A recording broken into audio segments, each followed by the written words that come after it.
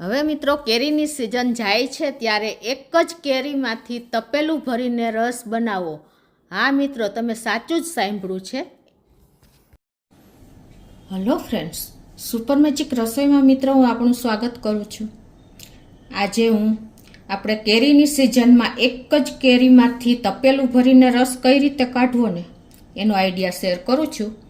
જે આપણે માર્કેટમાં એ જ રીતે રસ મળે છે. તમે તૈયાર રસ લ્યો તો, અને ક્યારેય કોઈ ગેસ્ટ આવી ગયું હોય અને એક કેરી હોય અને આપણે રસ બનાવવો હોય તો આ રીતે પણ તમે બનાવી શકો છો.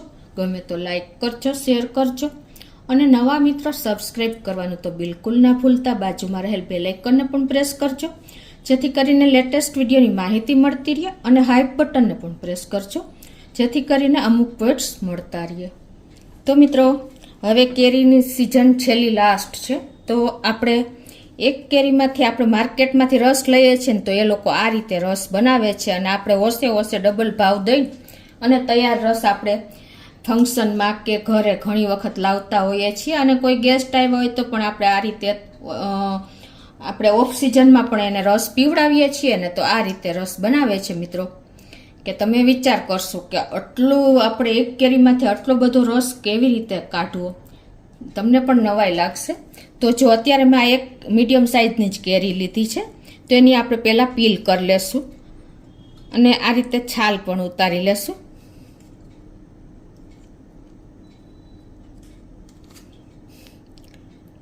ઓરિજિનલ રસ મિત્રો હોતો જ નથી બહારનો. એમાં શું શું એડ થાય છે એ પણ હું તમને એન્ડમાં જણાવીશ, તો તમે એન્ડ સુધી વિડીયા સાથે જોડાયેલા રહેજો. તો આ રીતે જો આપણે એના પીસ કરી લેશું.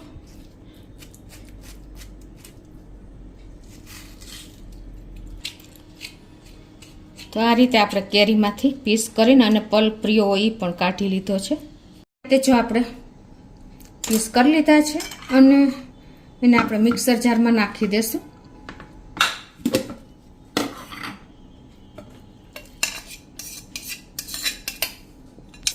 એ જ રીતે જો મેં એક ખાલી સ્લાઇસ કાચી કેરી લીધી છે, જે પાકેલી ના હોય ને, આપણે અત્યારે એકદમ ગ્રીન છાલ હતી, મેં ફ્રોઝન કરી હતી, એટલે અત્યારે આખી કેરી મેં નહીં કાઢતા. આ રીતે હું કાચી કેરી જ લઈ લઉં છું, જે ખાટી થોડીક હોય છે. અને તમારી પાસે કાચી કેરી ના હોય ને તો તમે લીંબુનો રસ પણ ઉપયોગ કરી શકો છો. તો આપણે એક સ્લાઇસ કાચી કેરીના પીસ કરીને નાખી દેશું અને આને હવે આપણે પીસી લેશું.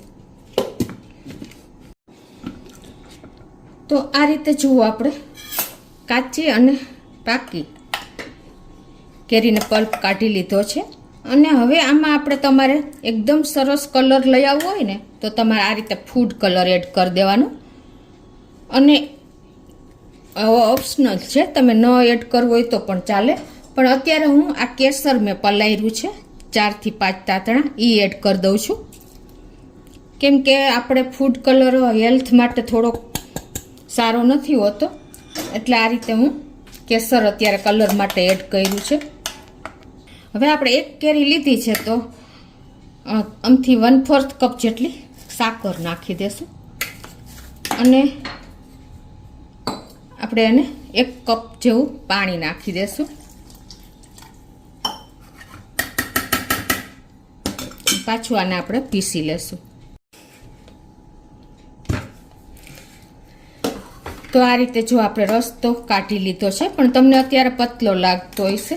આગળ હવે તમને પ્રોસીજર બતાવું. આપણે એક તપેલામાં લઈ લેશું. હવે મિત્રો, આપણે પતલા રસને થોડોક થીક કરવા માટે શું કરવાનું છે, તમારી પાસે મમરા અવેલેબલ હોય તો મમરા 1/4 કપ જેટલા નાખી દેવાના છે. નહીંતર અત્યારે હું પૌવા નાખું છું.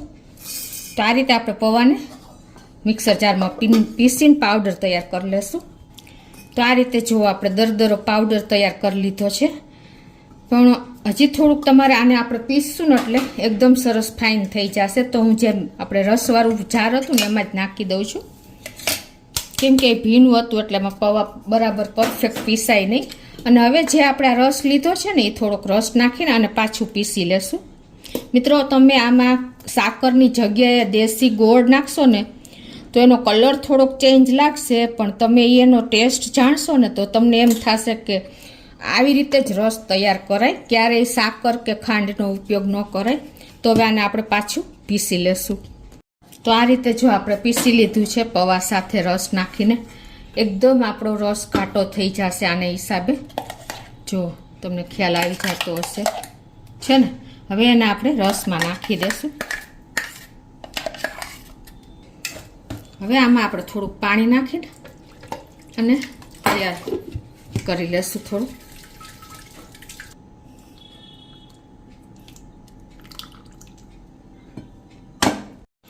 તો આ રીતે જો આપણે બધું મિક્સ કરી લીધું છે.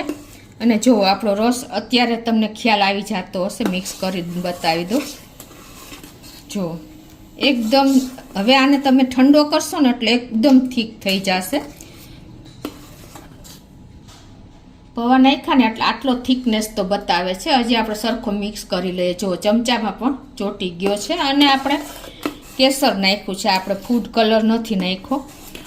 અને સાકર પાવડર નાખ્યો છે. ખાંડ પણ આપણે ઉપયોગ નથી કરી, તો પણ જો આટલી થિકનેસ અત્યારે બતાવે જ છે. તમને ખ્યાલ આવી જ જતો હશે છે ને મિત્રો. હવે આને આપણે એકદમ ચીલ્ડ કરી લેવાનો. તો મિત્રો આ રીતે તમે એક કેરીમાંથી જુઓ, એ તપેલું ભરીને રસ તૈયાર થયો છે.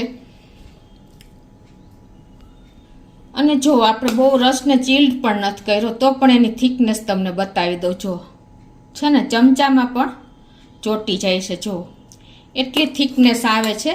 કોઈને ખબર નહીં પડે કે આ એક કેરીમાંથી તપેલું ભરીને તમે રસ તૈયાર કર્યો છે. એટલો સરસ રસ ટેસ્ટમાં અને એની પેલી કન્સિસ્ટન્સી જુઓ, પરફેક્ટ આપણે કેરીનો રસ હોય ને એવી જ કન્સિસ્ટન્સી તૈયાર થઈ છે. અને એનું ટેક્સચર પણ એવું જ છે, જો રેસા જેવું જ.